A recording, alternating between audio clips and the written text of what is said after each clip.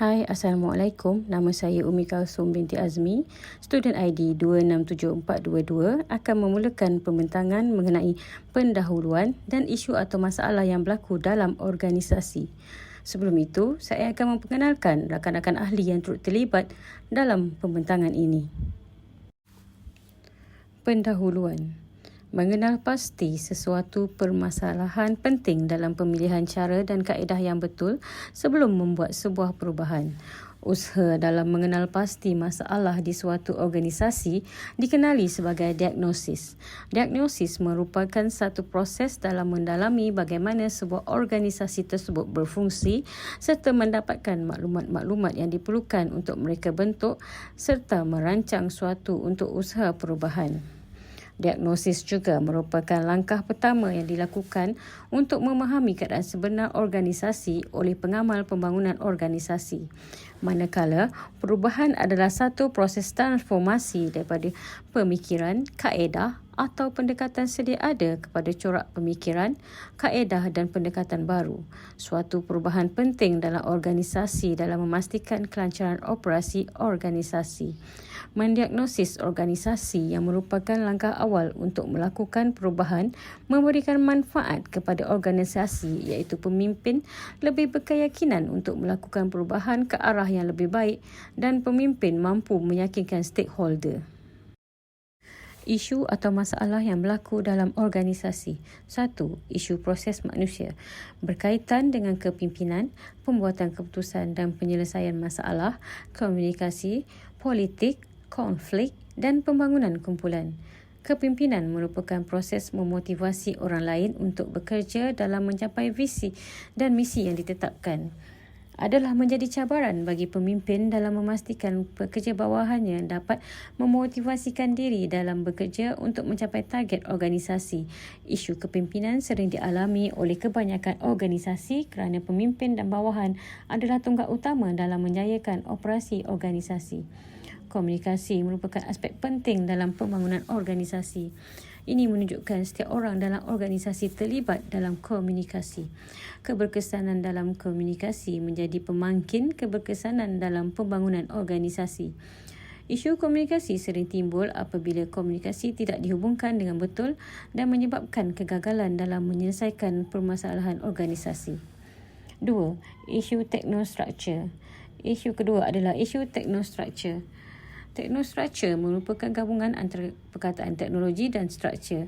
Teknologi yang dimaksudkan bukanlah berbentuk alatan seperti mesin, jentera dan komputer, akan tetapi teknologi yang dimaksudkan adalah bagaimana sesuatu tugasan itu dilakukan untuk mendapatkan hasil. Struktur merupakan yang berkenaan dengan bagaimana sumber-sumber dalam organisasi iaitu pekerjaan modal, kelengkapan, dan peralatan yang diagihkan ke dalam jabatan, bahagian atau unit dalam mencapai matlamat organisasi. Isu teknostruktur yang sering dihadapi dalam organisasi adalah isu penstrukturan semula. Pertukaran secara tiba-tiba akan menyukarkan dalam operasi pentadbiran dan melambatkan sistem operasi. Ini berlaku di organisasi sektor awam di mana sering berlakunya pertukaran pejawatan apabila pegawai ditukarkan ke unit lain dan perlu mempelajari sistem unit yang baru. 3. Isu sumber manusia. Isu sumber manusia adalah berkaitan dengan bagaimana organisasi mendapatkan pekerja-pekerja yang sesuai untuk bekerja dengannya. Berkaitan bagaimana organisasi itu membangunkan bakat serta potensi pekerja mereka, menilai prestasi dan pencapaian kerja dan memberi ganjaran. Isu sumber manusia juga berkaitan dengan usaha-usaha dalam mengekalkan pekerja agar tidak berpindah ke organisasi lain. Masalah pekerja sering bertukar syarikat kerana kepimpinan yang lemah. Kesetiaan dan kesanggupan pekerja untuk bertahan dalam organisasi penting dalam memastikan pembangunan organisasi berjalan lancar. 4. Isu strategik. Isu strategik adalah berkaitan dengan bagaimana organisasi berdepan dengan persekitaran yang mencabar dan berubah-ubah. Isu ini juga berkaitan dengan strategi yang diambil oleh organisasi untuk lebih berdaya saing dalam persekitaran mereka. Ia termasuk visi organisasi, objektif dan strategi organisasi. Menjadi satu cabaran kepada organisasi dalam usaha mengekang dari jangkitan COVID-19 tetapi dalam masa yang sama perlu bekerja di organisasi. Organisasi perlu membuat peraturan baru dalam organisasi berpandukan dengan arahan pemerintah untuk mengekang penularan COVID-19. Kebanyakan pekerja diarahkan bekerja dari rumah. WFH mengurangkan bilangan pekerja dalam bangunan pada waktu yang sama dan penjarakan sosial di samping mengamalkan pemakaian topeng muka dan hand sanitizer. Hal ini menambahkan kos operasi organisasi dan juga menyebabkan lambakan kerja dan kesukaran untuk menyiapkan tugasan yang diberikan. Hai, Assalamualaikum. Nama saya Muhammad Syafiq bin Hairul Anwar. Student ID 268197 akan memulakan pembentangan mengenai diagnosis organisasi. Diagnosis organisasi.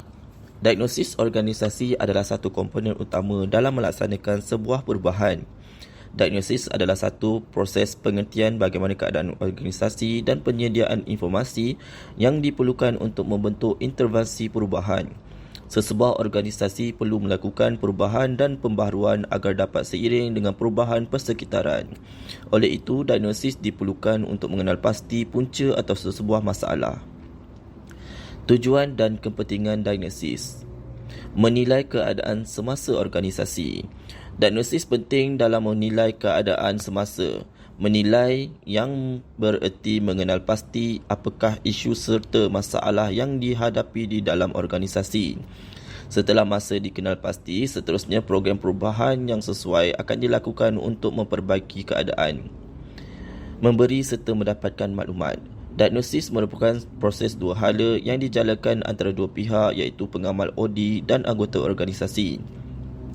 Diagnosis dijalankan bersama-sama di mana anggota organisasi akan memberikan maklumat tentang organisasi dan pengamal OD akan menganalisis maklumat yang diberikan. Merancang perubahan. Merancang sesebuah perubahan penting dan tidak boleh dilakukan tanpa perancangan. Data serta fakta dapat membantu pengamal OD untuk menentukan apakah intervensi perubahan yang akan dilakukan dan bagaimana hendak dilakukan. Segala usaha perubahan perlu disesuaikan dengan keperluan atau keadaan semasa sebuah organisasi. Memantau usaha-usaha perubahan. Diagnosis dilakukan semasa dan selepas sesuatu usaha perubahan dijalankan. Diagnosis ini dijalankan untuk menilai sejauh mana sesuatu perubahan itu berkesan dan memberi faedah kepada organisasi. Hasil dari penilaian ini dapat membantu pengamal OD untuk mengambil langkah-langkah pembetulan sekiranya ada. Peringkat-peringkat diagnosis. Peringkat organisasi. Diagnosis peringkat organisasi dilaksanakan dengan melihat output, input dan komponen reka bentuk. Diagnosis peringkat organisasi melihat output untuk mengetahui keberkesanan dan kecekapan sesebuah organisasi. Keberkesanan dalam kecekapan sesebuah organisasi tercapai apabila organisasi menunjukkan prestasi yang membanggakan seperti mendapat keuntungan yang tinggi, nilai pasaran yang tinggi, tingkat produktif meningkat, penghasilan barangan dan penghematan yang berkualiti, mempunyai pekerja yang berpuas hati dengan layanan yang diterima dan sebagainya. Input meliputi dua persekitaran dalam organisasi iaitu persekitaran umum dan persekitaran kerja. Persekitaran umum adalah politik, ekonomi, teknologi dan sosial ataupun PETS. Manakala persekitaran kerja adalah terdiri daripada 5 jenis desakan yang memberi kesan kepada organisasi itu iaitu pelanggan, pembekal, pesaing, pengganti dan pendatang baru. Peringkat kumpulan. Diagnosis peringkat kumpulan adalah kajian yang dilakukan ke atas jabatan, bahagian ataupun unit dalam organisasi. Kumpulan juga dirujuk kepada sebuah pasukan kerja, kumpulan pekerja atau jawatan-jawatan kuasa yang direka bentuk organisasi. Diagnosis peringkat kumpulan melihat kepada output, input dan juga komponen reka bentuk. Output pada diagnosis peringkat kumpulan bertujuan untuk melihat sejauh mana jabatan unit atau kumpulan pekerja dapat memberi kerjasama, mencapai kesepakatan, membuat keputusan dan menyelesaikan masalah berkaitan pekerjaan mereka hingga menghasilkan prestasi kerja yang cemerlang. Input merupakan perkara yang berada di luar sesuatu kumpulan yang menjadi faktor penentu terhadap pencapaian kumpulan tersebut. Faktor tersebut adalah komponen reka bentuk di peringkat organisasi yang terdiri daripada strategi, teknologi, sistem sumber manusia, sistem pengukuran dan budaya organisasi. Komponen reka bentuk merupakan beberapa aspek yang akan dikaji, iaitu kejelasan maklumat, struktur tugasan, komposisi kumpulan, fungsi kumpulan dan norma kumpulan. Keberkesanan setiap aspek yang dinilai di peringkat kumpulan bergantung kepada kesesuaian dari aspek-aspek yang terdapat di peringkat organisasi, iaitu struktur organisasi, teknologi, sistem pengurusan sumber manusia, sistem pengurusan dan sumber organisasi. Peringkat individu. Diagnosis peringkat individu melihat individu itu kaki tangan atau pekerja dari pelbagai jawatan dan kedudukan terdapat di organisasi. Diagnosis peringkat individu juga melihat kepada output, input dan komponen reka bentuk individu. Output pada diagnosis peringkat di individu dapat membantu pengurus untuk membuat perubahan berkaitan dengan pengurusan sumber manusia serta pembangunan diri pekerja. Dari hasil output, melihat prestasi pekerja, kepuasan pekerja dan pembangunan kerja. Input pada diagnosis peringkat individu ialah melihat faktor luar individu yang menjadi komponen reka bentuk kumpulan dan organisasi. Ciri-ciri personal juga menjadi faktor penentu. Bagi komponen reka bentuk pula, aspek yang akan diuji adalah kemahiran, identiti kerja, signifikan kerja, maklum balas terhadap pencapaian dan autonomi. Terdapat beberapa model atau teknik diagnosis yang digunakan berdasarkan situasi persekitaran dalam organisasi, iaitu Diagnosing Individual dan Group Behavior, SWOT Analysis, Fishbone, Falletta Organization Intelligence Model, Tree Diagram. Assalamualaikum dan salam sejahtera. Saya Lina Arvina binti Ahmad, nombor metrik 268167, akan memulakan pembentangan mengenai isi laporan tentang kaedah diagnosis yang dilakukan dan perincian diagnosis yang dilakukan. Kaedah diagnosis yang digunakan. Terdapat beberapa teknik dalam diagnosis masalah, iaitu melalui model Egan. Menurut model Egan, terdapat 3 teknik dalam mendekati masalah, iaitu yang pertama, melalui perbualan atau bercerita.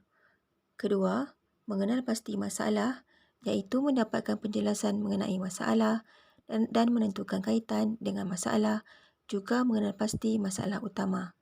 Ketiga, membuat pertimbangan, iaitu dengan menentukan keutamaan masalah, menentukan masalah yang perlu diselesaikan terlebih dahulu dan asingkan masalah utama dengan sampingan.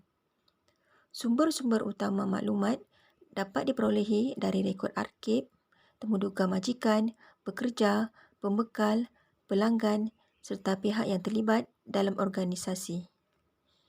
Maklumat juga dapat diperolehi dari pemerhatian yang dilakukan oleh pengurus atau ejen perubahan melalui temu bual dengan kumpulan sasaran. Temuduga individu adalah satu kaedah yang selalu digunakan semasa penyelidikan. Temuduga adalah alat utama pengumpul data dalam kajian kualitatif.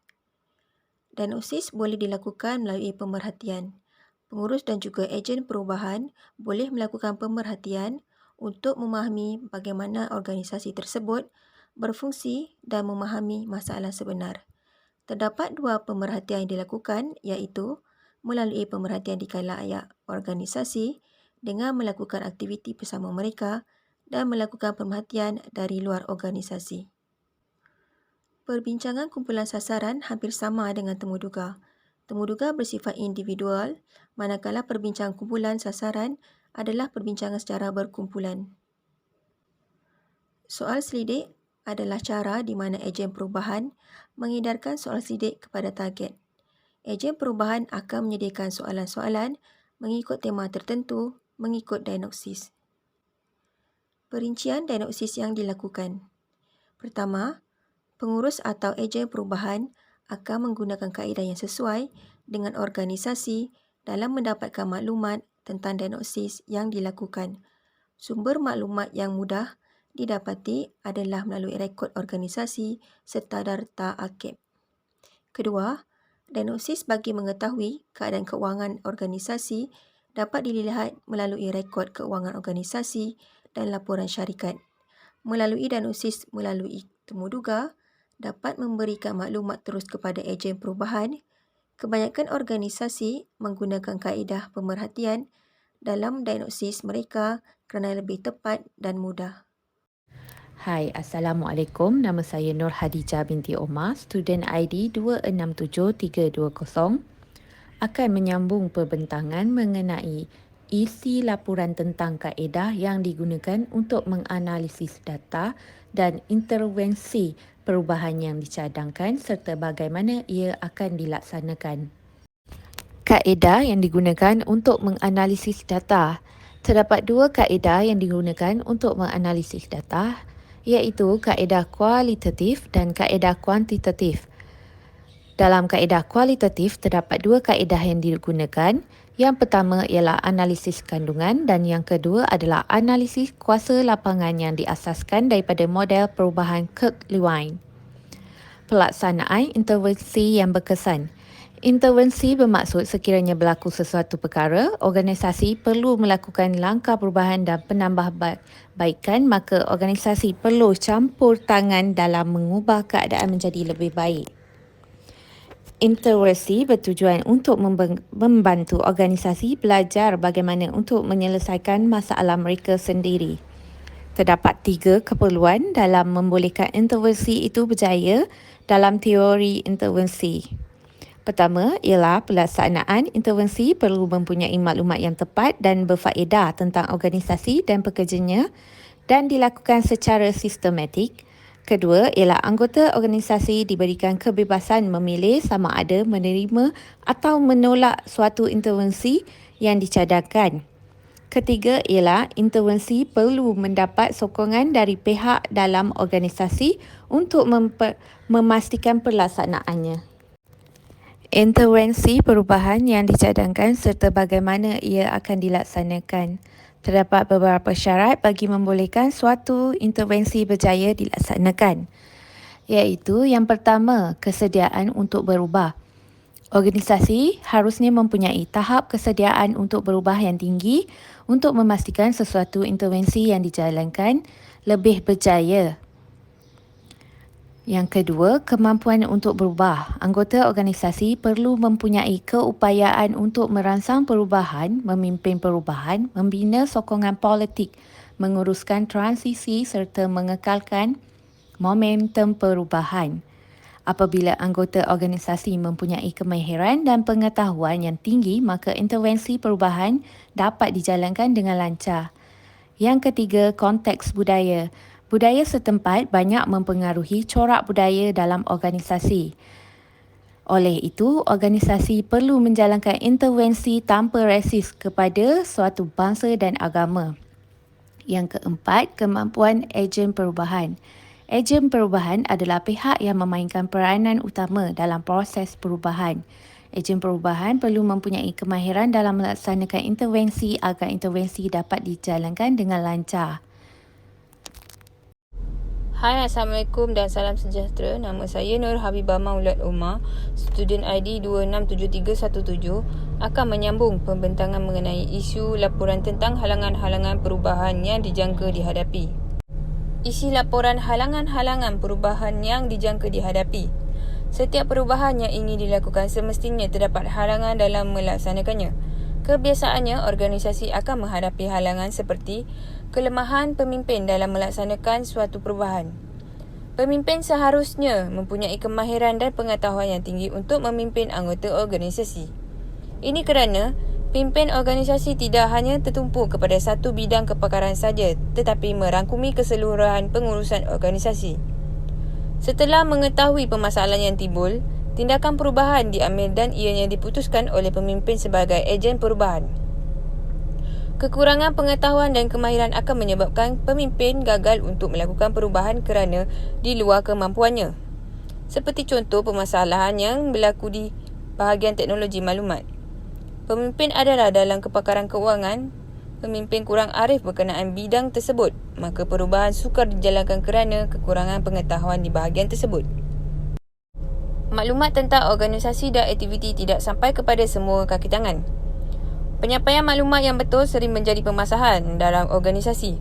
Maklumat dari pihak atas tidak sampai terus kepada semua kaki tangan.